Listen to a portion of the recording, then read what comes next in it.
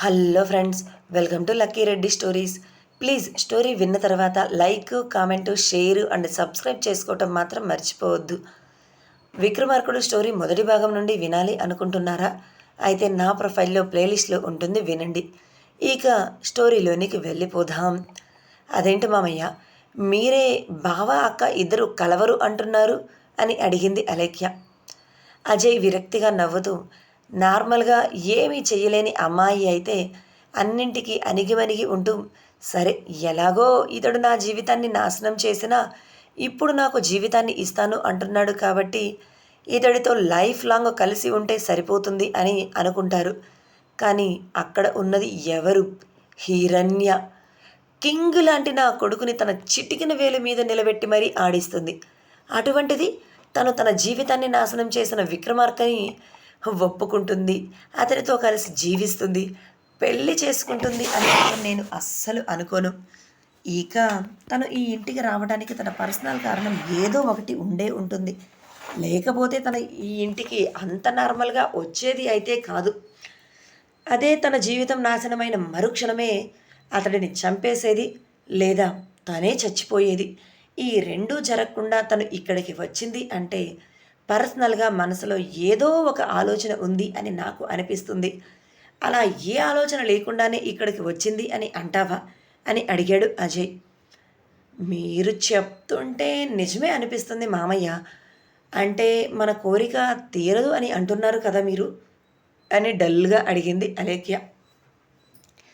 ఖచ్చితంగా తీరదు అని తెలుసు, కానీ మానవుడి కోరిక ఆశ మనసులో పుడుతూనే ఉంటాయి, కానీ ఆ ఆశలు త్వరగా పోవు కదా.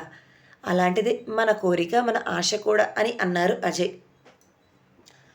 అప్పుడు ముగ్గురు మధ్య మౌనం. ఎవరికి ఏం మాట్లాడాలో కూడా అర్థం కావటం లేదు. వాళ్ళ కోరిక నెరవేరదు అని క్లియర్గా అర్థమైపోవటంతో, సర్లే మామయ్య, హిరణ్య మన జీవితంలోనికి వచ్చి ఈ కొన్ని రోజుల కోసం మనతో ఉంది. మనలో మార్పు తీసుకొని రావటానికి వచ్చిందేమో అనిపిస్తుంది. ఈ కొన్ని రోజులైనా మనతో ఉన్నందుకు మనకు హ్యాపీగానే ఉంది కదా.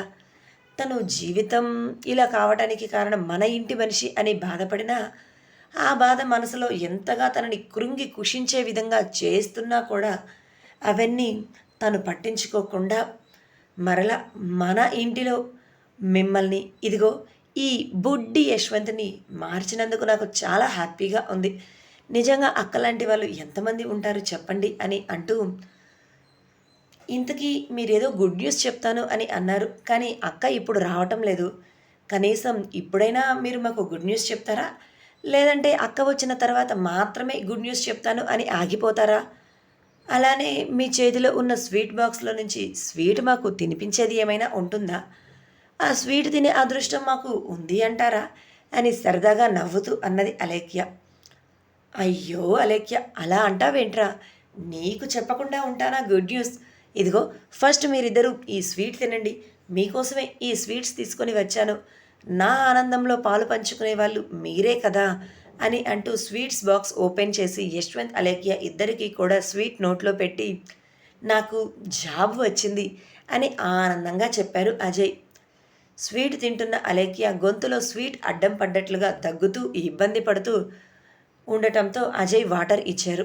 ఆ వాటర్ తాగి, మీరు ఏం మాట్లాడుతున్నారు మామయ్య? ఇప్పుడు మీకు జాబ్ రావటం ఏంటి? అయినా జాబ్ చేయవలసిన అవసరం మీకేంటి? మీరు నిజమే మాట్లాడుతున్నారా? నేను వింటున్నది నిజమేనా అని ఆశ్చర్యంగా అడిగింది అలేఖ్య. నువ్వు వింటున్నది నిజమేరా, నేను నిజమే మాట్లాడుతున్నాను. ఇన్ని రోజులు నాకు బాధ్యత లేకుండా విక్రమార్క ఇచ్చిన డబ్బు తీసుకుంటూ బ్రతుకుతున్నాను.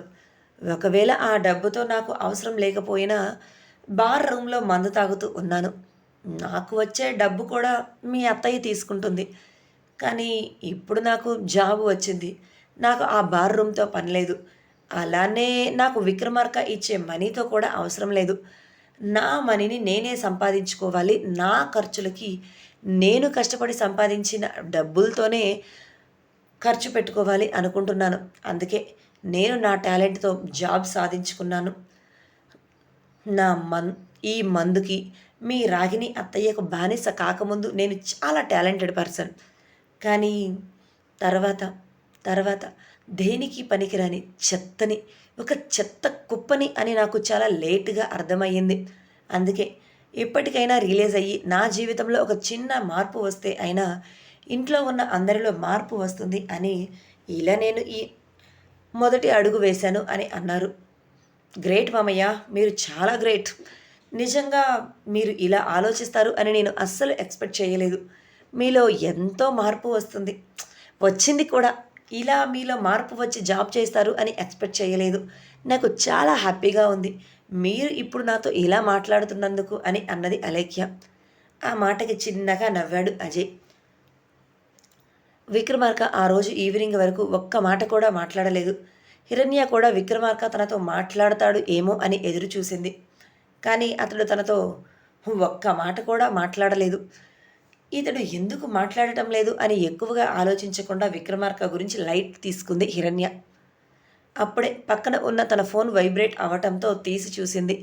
అందులో రాజు నెంబర్ నుండి మీకు ఏమైనా కావాలా మేడం అనే మెసేజ్ ఉండటంతో హిరణ్య అనుమానంగా విక్రమార్క వైపు చూసింది. ఖచ్చితంగా ఈ పని విక్రమార్కదే. అతడు రాజుకి చెప్పటం వల్లే రాజు ఇలా నాకు మెసేజ్ పంపించాడు అని ఆమె అర్థం చేసుకొని తనకు ఏమీ తినాలి అనిపించగా జ్యూస్ మాత్రమే తీసుకొని రమ్మని రిప్లై ఇచ్చింది రాజుకి. కరెక్ట్‌గా ఫోన్ పక్కన పెట్టేస్తున్న టైంలోనే ఈ విక్రమార్క ఫోన్ నెంబర్ ఇప్పటి వరకు నాకు తెలియదు కదా! ఈ విక్రమార్క ఫోన్ నెంబర్ ఏంటి అని ఆలోచించింది. అన్ని విషయాలు చెప్తున్న ఈ విక్రమార్క ఫోన్ నెంబర్ మాత్రం ఎందుకు నాకు చెప్పలేదు? నేను అడగలేదు కాబట్టి నాకు చెప్పలేదా? లేకపోతే తన ఫోన్ నెంబర్ తెలిస్తే నేను హ్యాకింగ్ చేసి మరలా తన ఫ్రెండ్స్ గురించి తెలుసుకుంటాను అని చెప్పలేదా? అని మనసులో అనుకుని బాల్కనీలోనే ఉన్న విక్రమార్క వైపు చూసింది. మధ్యాహ్నం నుండి ఈవినింగ్ వరకు అతడు బాల్కనీలోనే ఉన్నాడు. హిరణ్యని గమనిస్తూనే ఉన్నాడు. కానీ ఆమె దగ్గరకు రాలేదు. ఆమె దగ్గరకు వచ్చి మాట్లాడను లేదు. అలాగా అని ల్యాప్టాప్, ఫోన్ తీసి తన వర్క్లో తాను మునిగిపోనూ లేదు. సైలెంట్‌గా అలా బాల్కనీలోనే కూర్చొని ఉన్నాడు. అతడిని పిలవాలి, కదిలించాలి అనుకుంది హిరణ్య. కానీ కదిలిస్తే ఆ తర్వాత అతడు చేసే పనులు గుర్తు చేసుకొని, అమ్మో! ఇప్పుడు కదిలిస్తే ఇంకేమైనా ఉందా? వద్దు బాబోయ్! కదిలించకపోవటమే బెస్ట్ అని అనుకుంది. ఆ నైట్ కూడా తనకు కావలసిన ఫుడ్, టాబ్లెట్స్ అన్నీ కూడా రాజు ఏం కావాలి అన్నట్లుగా మెసేజ్ పంపించటంతో తను రాజుకి రిప్లై ఇచ్చింది. కానీ విక్రమార్క మాత్రం తనతో ఏమీ మాట్లాడలేదు. నైట్ అతడు కిచెన్లోనికి వెళ్ళి తనకు కావలసిన ఫుడ్ మాత్రమే తాను ప్రిపేర్ చేసుకొని ఆమె ముందుకు వచ్చి సోఫాలో కూర్చొని తిని సైలెంట్‌గా తన సీక్రెట్ రూమ్‌లోనికి వెళ్ళిపోయాడు. ఆమె అతడిని గమనిస్తూనే ఉంది. అతడు వెళ్ళిన సీక్రెట్ రూమ్ ఎక్కడ ఉంది అని ఆమె అబ్జర్వ్ చేసేలోపే విక్రమార్క కనిపించకుండా మాయమైపోవటంతో హిరణ్య నిరాశపడింది. అసలు ఇతడు ఎలా ఎక్కడికి మాయమైపోయాడు అని. గంట వరకు అతడు బయటకు వస్తాడేమో అని ఆ సీక్రెట్ రూమ్ బయట అబ్జర్వ్ చేస్తూనే ఉంది. కిచెన్ రూమ్‌లో నుంచి ఎంట్రన్స్ దగ్గర నిలబడి ఆ కిచెన్ రూమ్ అంతా గమనిస్తూనే ఉంది. కానీ అతడు బయటకు రాకపోవటంతో ఇక రాడు అని అర్థమై సైలెంట్‌గా వచ్చి బెడ్ మీద కూర్చుంది హిరణ్య. విక్రమార్క ఫోన్ నెంబర్ తెలుసుకోవాలి అని ఆదిత్యకు ఫోన్ చేసి అడిగింది. నైట్ టైంలో హిరణ్య తనకి ఫోన్ చేస్తూ ఉండటంతో ఏదైనా అర్జెంట్ మ్యాటర్ ఏమో అనుకొని ఫోన్ లిఫ్ట్ చేసిన ఆదిత్యకి హిరణ్య విక్రమార్క ఫోన్ నెంబర్ అడగటంతో సైలెంట్ అయిపోయాడు. ఏంటి ఆదిత్య, మీ అన్నయ్య ఫోన్ నెంబర్ అడుగుతుంటే నువ్వేమీ చెప్పటం లేదు, సైలెంట్గా ఉన్నావేంటి? నువ్వు ఇప్పుడు నాకు చెప్పవా మీ అన్నయ్య ఫోన్ నెంబర్ అని అనుమానంగా అడిగింది హిరణ్య. అది సారీ వదినా, ఈ ఒక్క విషయంలో మాత్రం నేను నీకు హెల్ప్ చేయలేను. అన్నయ్య తన ఫోన్ నెంబర్ ఎవరికి ఇవ్వకూడదు అని నా దగ్గర మాట తీసుకున్నాడు. ఆఖరికి ఇంట్లో ఉన్న మా నాన్న మరెవరు అడిగినా సరే ఇవ్వద్దు అని నాకు చెప్పాడు. నేను కూడా సరే అన్నయ్య అని చెప్పాను. ఈ ఒక్క విషయంలో నేను ఇప్పుడు నీకు ఏమీ హెల్ప్ చేయలేను. అన్నయ్య ఫోన్ నెంబర్ నీకు కావాలి అని నువ్వు అనుకుంటే డైరెక్ట్‌గా అన్నయ్యనే అడుగు. అన్నయ్య నీకు ఎదురుగానే ఉంటాడు కదా! అన్నయ్య చెప్తే తప్ప నేను నీకు అన్నయ్య ఫోన్ నెంబర్ ఇవ్వలేను అని విక్రమార్క ఫోన్ నెంబర్ ఇవ్వను అని చేతులెత్తేశాడు ఆదిత్య. సరే ఆదిత్య, నువ్వు ఎలాగో మీ అన్నయ్య మాటలు కాదు అని నాకు ఫోన్ నెంబర్ ఇవ్వను అని చెప్పావు. మరి మీ తాతయ్యను అడిగితే విక్రమార్క ఫోన్ నెంబర్ చెప్తారు కదా అని అడిగింది హిరణ్య. ఆ మాటకు ఆదిత్య చిన్నగా నిట్టూర్చి, అది వదినా, నువ్వు తాతయ్యకు ఫోన్ చేసినా మ్యాక్సిమం నేను ఇచ్చిన రిప్లయే ఇస్తారు. ఎందుకంటే అన్నయ్య ఫోన్ నెంబర్ నా దగ్గర, తాతయ్య దగ్గర మాత్రమే ఉంది. ఇక ఎవరి దగ్గర లేదు. అన్నయ్య కూడా తన ఫోన్ నెంబర్ ఎవ్వరికీ ఇవ్వలేదు అని అన్నాడు. అదేంటి, మీ అన్నయ్య ఫోన్ నెంబర్ ఎవరికీ ఇవ్వకపోవటం అని విచిత్రంగా అడిగింది. ఖచ్చితంగా ఎవరో ఒకరికి తెలిసి ఉండాలి కదా అని అనుకుంటూ. ఏమో వదినా, అన్నయ్యకి తన పర్సనల్ డీటెయిల్స్ వేరే వాళ్ళు తెలుసుకోవటం అస్సలు ఇష్టం లేదు. అదీ కాక తను బిజినెస్ ఫీల్డ్‌లోకి వచ్చిన తర్వాత ఈ హ్యాకింగ్ ఇవన్నీ ఎక్కువ అయిపోయాయి. అంతేకాకుండా ఫోన్ నెంబర్స్ ద్వారా మ్యాటర్స్ తెలుసుకోవటం కూడా ఎక్కువగా జరుగుతున్నాయి అని ముందే గ్రహించిన అన్నయ్య మా ఇద్దరికి మాత్రమే తన పర్సనల్ ఫోన్ నెంబర్ ఇచ్చారు. ఇక ఎవ్వరికీ ఇవ్వలేదు అని చెప్పాడు ఆదిత్య. అవునా! ఎవరి దగ్గర మీ అన్నయ్య ఫోన్ నెంబర్ ఇవ్వలేదా? లేదా? ఇప్పుడు మీ అన్నయ్య ఫోన్ నెంబర్ నేను తెలుసుకోవాలి అంటే ఏం చేయాలి? అని అంటూనే, మీ అన్నయ్య ఫోన్ నెంబర్ ఎవరికీ ఇవ్వలేదు బాగానే ఉంది. మరి మీ ఫోన్ హ్యాక్ చేసి మీ అన్నయ్య నెంబర్ తెలుసుకుంటే అప్పుడేం చేస్తారు? అని తెలివిగల దానిలా ఆరా తీస్తూ అడిగింది హిరణ్య. ఆ మాటకి గట్టిగా ఆదిత్య నవ్వుతూ, అయ్యో వదిన, ఇంత ఆలోచించినవాడు ఆ ఒక్క విషయాన్ని మాత్రం ఆలోచించలేకపోతాడు అని నువ్వు అనుకుంటున్నావా? తాతయ్య ఫోన్, నా ఫోన్ ఎవ్వరు ఎటువంటి పరిస్థితుల్లోనూ హ్యాకింగ్ చేయలేని విధంగా సాఫ్ట్‌వేర్ సిస్టమ్ డౌన్‌లోడ్ చేసి మరి అన్నయ్య మాకు ఇచ్చాడు. మా ఫోన్‌ని ఎవరైనా సరే హ్యాకింగ్ చెయ్యాలి అని ట్రై చేసినా, ఒకవేళ చేసినా ఖచ్చితంగా అన్నయ్యకు మెసేజ్ వెళ్ళిపోతుంది. అలా అన్నయ్య సాఫ్ట్‌వేర్ డౌన్‌లోడ్ చేసి మరి మా ఇద్దరికి ఫోన్స్ స్పెషల్‌గా ఇచ్చాడు అని చెప్పాడు ఆదిత్య. అవునా! అలా సెక్యూరిటీ సిస్టమ్ అప్లోడ్ చేసి ఇచ్చాడా అని నిరాశపడిపోయింది. విక్రమార్క ఫోన్ నెంబర్ తనకు దొరకలేదు అని. సరే ఆదిత్య అని అంటూ, ఇంతకీ తిన్నావా అని అడిగింది హిరణ్య. ఆదిత్య చిన్నగా నవ్వుతూ, తిన్నాను వదినా, నువ్వు తిన్నావా అని అడుగుతూ కూడా మర్చిపోయి, వదినా, నిన్న ఈరోజు నువ్వు అలేఖ్య వాళ్ళని కలవలేదంట. నేను ఫోన్ చేద్దాం అనుకున్నాను. ఒకవేళ నువ్వు ఏదైనా బిజీలో ఉన్నావేమో, అందుకే వాళ్ళను కలవలేదేమో అని నేను కూడా నీకు ఫోన్ చేయలేదు. ఏమైంది? ఎందుకని నువ్వు ఇంట్లోనే ఉన్న వాళ్ళని కలవలేదు అని అడిగాడు. బిజీ ఏం లేదు ఆదిత్య, ఫీవర్‌గా ఉంది. అందుకే నేను రూమ్‌లో నుంచి బయటకు వెళ్ళలేదు. వాళ్ళని కలవలేదు. లేకపోతే వాళ్ళని కలవకుండా ఉంటానా అని చిన్నగా నవ్వుతూ అన్నది హిరణ్య. ఏంటి వదినా, ఫీవరా? ఇప్పుడు ఎలా ఉంది? తగ్గిందా? హాస్పిటల్‌కి వెళ్ళావా?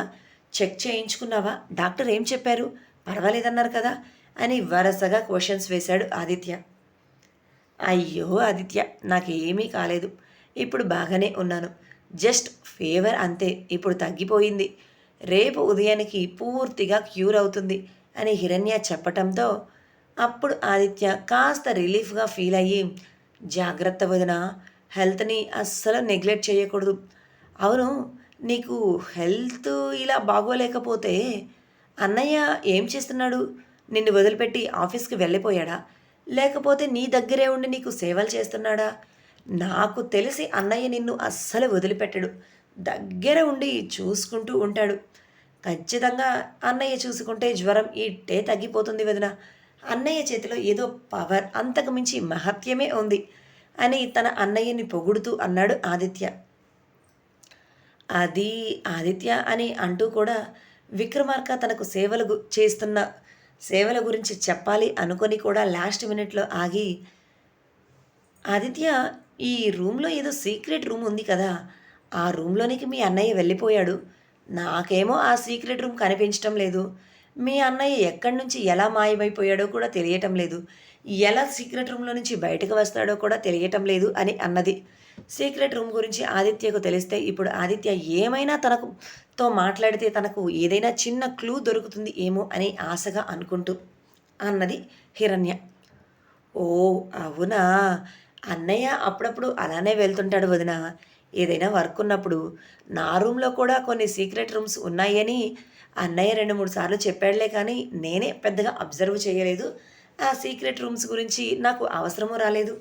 అయినా సీక్రెట్ రూమ్స్‌లో ఉండటానికి నేనేమైనా ఆ ఇంట్లో రోజూ ఉంటున్నానా ఏంటి?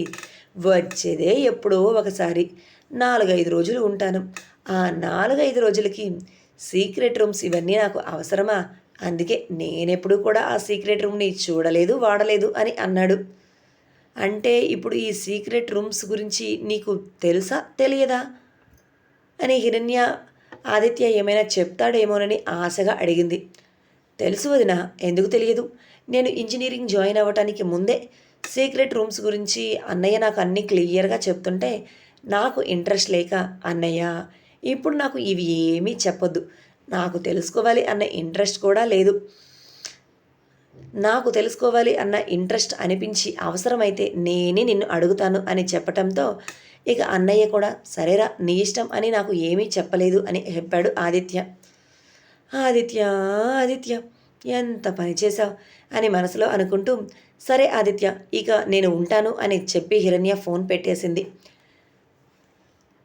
ఆదిత్య మాటలు పక్కనే ఉండి విన్న ఆదిత్య రూమ్మేట్ అయిన రమేష్, ఎవర్రా వదినా అని ఫోన్లో మాట్లాడుతున్నావు, పిలుస్తున్నావు, నీకు అన్నయ్య ఒక్కడే ఉన్నాడు అని చెప్పావు, మరి ఈ వదిన ఎవరు? మీ అన్నయ్య పెళ్లి చేసుకున్నట్లుగా కూడా నాకు ఎప్పుడూ చెప్పనే లేదే అని అడిగాడు. అదొక పెద్ద కథలే, నీకు టైం వచ్చినప్పుడు చెప్తాను, ఇప్పుడు దాని గురించి నీకు అవసరం లేదులే, నేను చెప్పకపోవచ్చు అని అన్నాడు ఆదిత్య. ఇక ఆదిత్య ఎంత అడిగినా కూడా చెప్పడు అని అర్థమైన రమేష్ ఆదిత్యను అడగకుండా సైలెంట్ అయిపోయాడు. కౌటిల్య ఓపెన్ చేస్తున్న డే కేర్కు విక్రమార్క గారు, కైలాష్ గారు ఇద్దరూ వచ్చారు. కైలాష్ గారు డైరెక్ట్గా ఆఫీస్ దగ్గరకు రావటంతో కౌటిల్య అలిగినట్లుగా, ఏంటి తాతయ్య ఇది, మీరు ఆశ్రమం నుంచి డైరెక్ట్గా ఇక్కడికి వచ్చారు, ఇంటికి కూడా రాకుండా ఇలా ఆఫీస్ దగ్గరకు వస్తాను అని చెప్పి ఇక్కడికే వచ్చారేంటి? ఇంటికి వస్తే మేము వద్దు అంటామా, లేకపోతే ఆ ఇల్లు మీకు పరాయిది అయిపోయిందా అని అడిగాడు కౌటిల్య. విక్రమార్క గారి మనసులో ఒక చిన్న బాధ, నన్ను ఇలా ఇంటికి రమ్మని పిలిచే వాళ్ళ కంటే కూడా నువ్వు ఇంటిలో వద్దు, ఇంటిలో నుంచి బయటకు వెళ్ళిపో అనేవాళ్ళే నా ఇంటిలో ఎక్కువగా ఉన్నారు అని ఫీల్ అయ్యారు. ఇదండి ఇవాల్టి స్టోరీ.